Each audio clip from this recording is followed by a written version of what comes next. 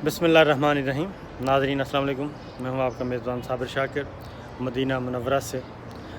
कुछ देर पहले हमने जी नमाज ईद अदा की है और यहाँ पे नमाज ईद अदा करने का जो टाइम है वो बड़ा ज़बरदस्त होता है। और सुबह फ़जर की नमाज़ यहाँ पे बाजमात, और उसके बाद यहाँ से कोई भी फिर अपने घर को वापस नहीं जाता, बल्कि फ़जर की नमाज के बाद लोग जो हैं नमाजी वो हरम पाक में ही मौजूद रहते हैं और वो यहाँ पे तस्बीहात होती हैं। अल्लाह अकबर, अल्लाह अकबर, ला इलाहा इल्लल्लाह, अल्लाह अकबर, अल्लाह अकबर वलिल्लाहिल हम्द। ये तस्बीहात होती रहती हैं और तकरीबन 1 घंटा 10 मिनट तक ये तस्बीहात होती हैं और नमाजी जो हैं वो मस्जिद नबवी में बैठे रहते हैं। और उसके बाद फिर जैसे ही सूरज तुलू होता है, फ़ौरी बाद कोई 10 मिनट के बाद, सूरज तुलू होने के 10 मिनट के बाद नमाज ईद अदा कर दी जाती है। पाकिस्तान में तो ज़रा थोड़ा सा डिफरेंट तरीक़ाकार है। वहाँ पे तो एक लंबी ब्रेक होती है फ़जर की नमाज के बाद, और उसके बाद फिर ईद नमाज अलग से उसके टाइमिंग सेट किए जाते हैं। यहाँ पे ऐसा नहीं है। यहाँ पे हरमैन शरीफ हैं, यानी कि मस्जिद नबवी, हरम पाक, मदीना मुनव्वरा, और उसके बाद काबतुल्ला, बैतुल्ला, मक्का मुकरमा, वहाँ पे भी हरम में यही तरीका है। और चूँकि हम काफ़ी अरसे से माशाल्लाह से आ रहे हैं और हम हर साल इसी तरीके से देखते हैं, तो ये एक उसके बाद फिर इमाम खुतबा देते हैं और खुतबे के बाद फिर लोग डिस्पर्स हो जाते हैं। तो आज इस तरीके से मदीना मुनव्वरा में हमने ईद मनाई और ख़ातिमुन नबीन, हमारे इंतहाई प्यारे रसूल सल्लल्लाहु अलैहि वसल्लम मोहम्मद मुस्तफ़ा, उनके यहाँ भी सलाम पेश किया। तो एक दूसरी बात यह कि यहाँ पे ऑलमोस्ट जी 3 मिलियन के करीब जो हैं, 3 मिलियन से भी शायद ज़्यादा ही होंगे जो यहाँ पे नमाजी मौजूद थे। उम्रे के लिए आए हुए थे दुनिया भर से, और इसके साथ साथ मुकामी जो आबादी है वो भी मोस्टली कोशिश करते हैं। और दूसरी ये कि एक और चीज़ बता दूं, ख़बरों की तरफ भी आता हूँ। दूसरी ये कि यहाँ पे रात गए 2 बजे से लोग जो हैं वो हरम पाक में आना शुरू कर देते हैं, और 2 बजे से ऑनवर्ड फिर अंदर ही रहते हैं। अंदर अहाते में जो है मस्जिद नबवी का अंदरूनी हिस्सा, वहाँ पे तो ऑलमोस्ट 3 बजे के करीब ही हाउस फुल हो जाता है और हो गया। उसके बाद फिर बाहर और दीगर सड़कों पे, गैलरियों में, यानी कि जहाँ जहाँ ताहद नज़र जो है वहाँ पे नमाजी होते हैं और नमाज ईद अदा कर रहे होते हैं। तो अब आते हैं ईद नमाज के मौके पे भी जी यहाँ पे बहुत सारे पाकिस्तानियों से मुलाकात हुई। कुछ पाकिस्तानियों के साथ आस पास आके जो बैठे, तो ईद की नमाज के मौके पे भी, ईद के बाद भी, यानी कि नमाज ईद के बाद जो दुआएं की गई उसमें ख़ास तौर पे जो पाकिस्तानी हैं और पाकिस्तानियों ने बेशुमार दुआएं की पाकिस्तान के लिए। और एक बार फिर मैं आपको बता दूं कि यहाँ पे एक और बात भी है कि जो दूसरे शहरों में पाकिस्तानी काम कर रहे होते हैं, क्योंकि यहाँ पे छुट्टी होती है, तो वो भी फिर कोशिश करते हैं, वो ज़्यादातर लोग मदीना मुनव्वरा की तरफ रुख करते हैं, रोज़ा रसूल सल्लल्लाहु अलैहि वसल्लम, उनको सलाम पेश करते हैं। और उसके बाद जो मक्का के करीब हैं, मक्का मुकरमा के, वो फिर बैतुल्ला की तरफ जाते हैं। तो काफ़ी लोग आते हैं पाकिस्तानी, बहुत बड़ी तादाद होती है। उन्होंने दुआएं भी की और सबका एक ही सवाल था मुझसे भी, और उन्होंने कहा है कि ये ज़रा हमारा सवाल आगे भी पहुंचाएं।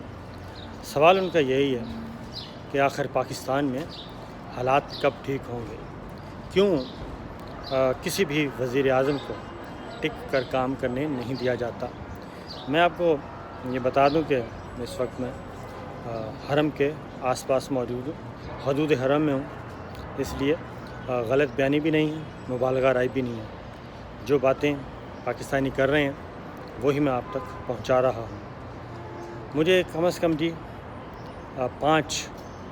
5-6 लोग ऐसे मिले नमाज के मौके पे जो अपना सब कुछ पाकिस्तान में ले गए थे और वहाँ पे सरमायाकारी की اور وہاں پہ اپنا کاروبار شروع کر رہے تھے کہ اب وہاں پہ شفٹ ہوا جائے پاکستان میں حالات اچھے ہو گئے ہیں، گورننس اچھی ہو رہی ہے، اچھی گورنمنٹ آئی ہے، اور وہ ایسی گورنمنٹ آئی ہے جو پاکستانیوں کا سوچتی ہے۔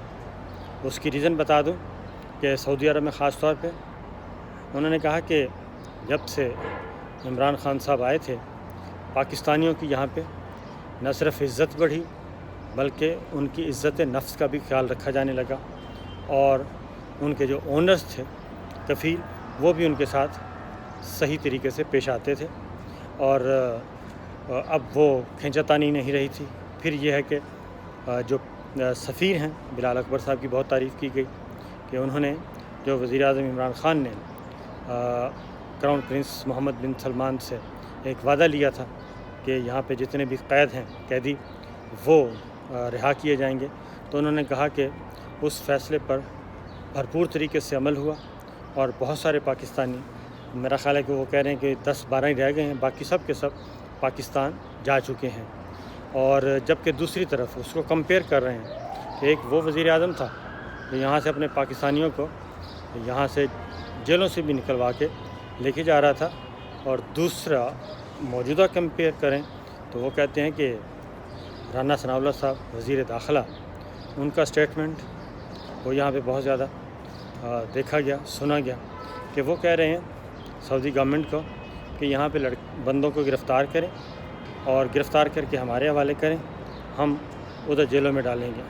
تو یہ کمپیئر کیا جا رہا ہے۔ دوسرا 5-6 پاکستانی جو کہ یہاں سے اپنا سرمایہ پاکستان لے گئے تھے، کاروبار شروع کیا تھا، اب وہ کہہ رہے ہیں کہ اس کے بعد ہمیں کوئی امید نہیں رہی کہ اگر عمران خان صاحب جس پہ انہوں نے مجھ سے پوچھا کہ آپ یہ تو بتائیں کہ فیصلہ سازوں سے پوچھیں کہ عمران خان کے خلاف کیا کوئی کرپشن کا چارج ہے، کیا انہوں نے کوئی کرپشن کی، اور ابھی تک کوئی چارج نہیں ہے، پھر ان کو کیوں ہٹایا گیا۔ اور پھر اس کے بعد یہ پاکستانیوں کے تبصرے ہیں یہ میں آپ تک پہنچا رہا ہوں۔ وہ کہتے ہیں لگتا یہ ایسے ہے کہ ایک مجبوری تھی نکال دیا، اور اس کے بعد آگے کا ان کے پاس کوئی حل نہیں تھا، کوئی روڈ میپ نہیں تھا، کوئی پلان نہیں تھا، بس ایک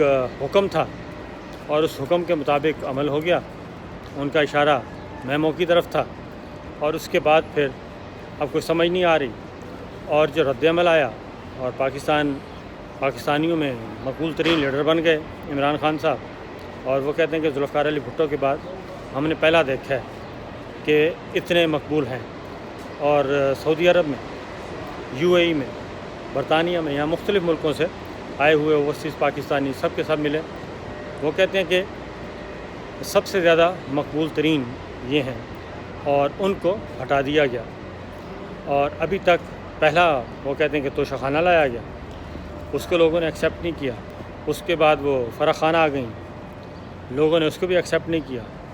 جب زیادہ تنقید ہوئی تو ترجمان نیب نے یہ بتایا کہ جناب چونکہ فرح خان کا جو شوہر ہے وہ 97-99 میں چیئرمین ضلع کونسل رہا ہے، اس لیے اس کی تحقیقات اب کی جا رہی ہیں۔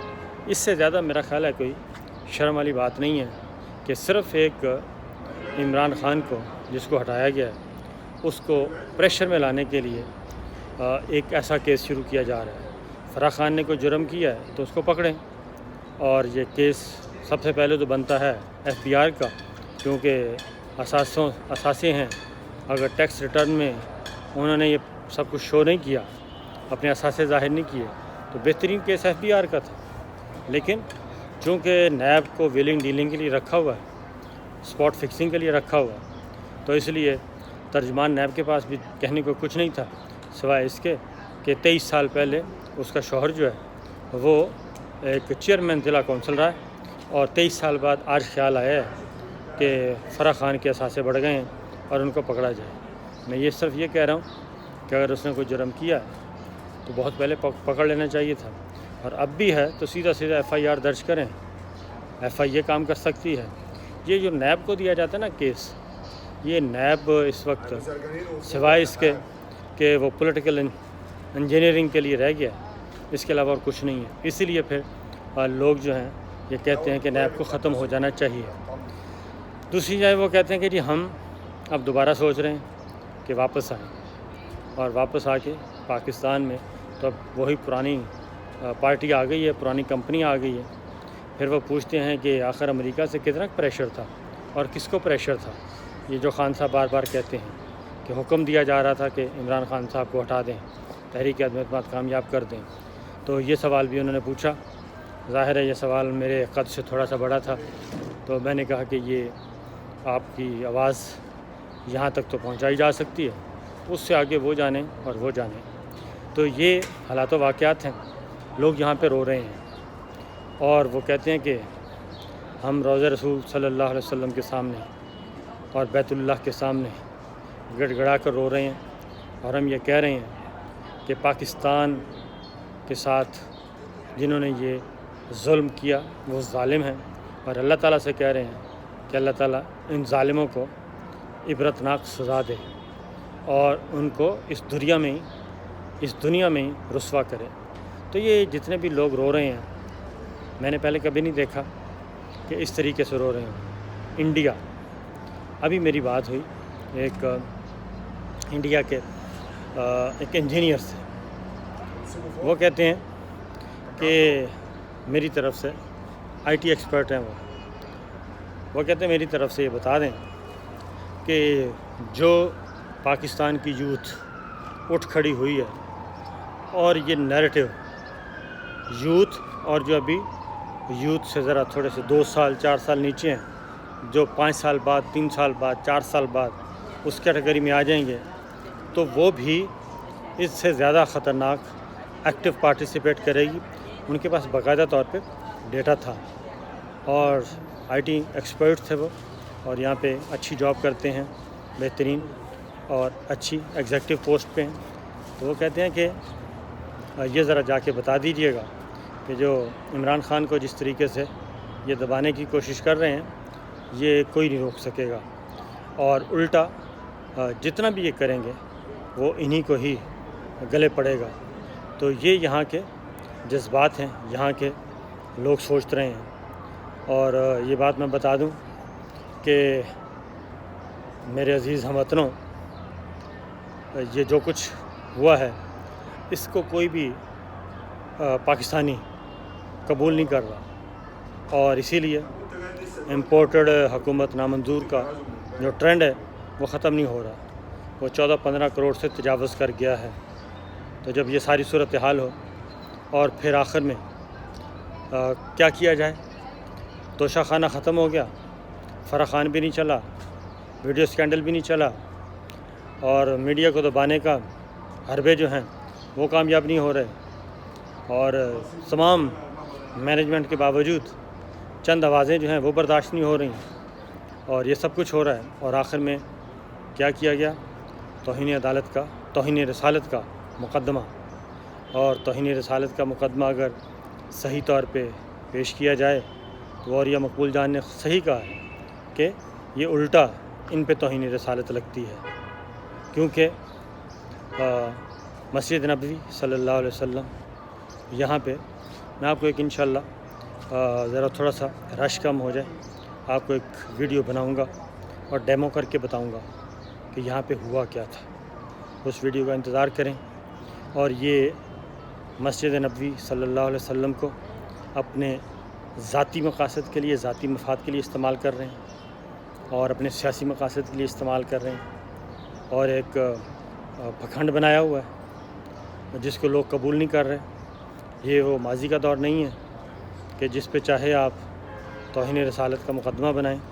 شرم آنی چاہیے، اس سے زیادہ کچھ نہیں کہ ایک چھوٹے فائدے کے لیے، کیونکہ غلطی آپ نے کر لی ہے اور غلطی ہو گئی ہے اور لوگ اس کو قبول نہیں کر رہے، اور اس کے بعد آوازیں کسے گئے چور چور کے، اور آپ نے ان کو نعوذ باللہ درجہ دے دیا. نعوذ باللہ نعوذ باللہ، اس سے زیادہ میں کچھ نہیں کہوں گا. تو اس کے مطابق آپ نے یہ 5000 میل دور مقدمہ بنایا گیا ہے. اس سے کوئی فرق نہیں پڑے گا. ہر پاکستانی ہر شہری، ہر انسان پوری دنیا میں بسنے والے وہ سمجھتے ہیں. اسی لیے ہیومن رائٹس نے بھی اس کو مسترد کیا ہے. پاکستان کی اچھی آوازیں جو کہ عمران خان کے خلاف تھیں، انہوں نے بھی اس کو انتقام کہا ہے اور انتہائی بھونڈا طریقہ کہا ہے. کیا آپ ایسی آگ لگانا چاہتے ہیں کہ یہاں پہ قتل و غارت ہو اور قتل کر دیے جائیں لوگ؟ ایک عام آدمی کی ذہن سازی کر رہے ہیں، انتہا پسندی کو فروغ دے رہے ہیں. یہ سب کچھ ہو رہا ہے. تو اس لیے اس حد تک نہ جائیں کہ معاملات سنبھالے نہ جائیں.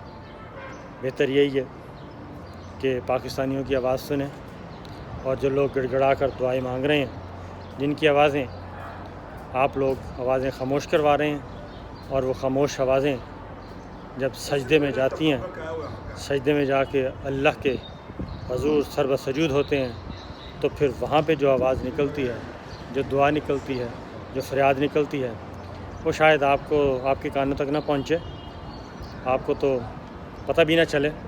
لیکن وہ فریاد جب عرش باری تعالیٰ کے پاس سے ٹکراتی ہے تو اس کے جو آفٹر شاکس ہیں قبولیت کے بعد کے، وہ سب کو جلا کر راکھ کر دیتے ہیں، اور وہ آپ تک بھی پہنچے گی.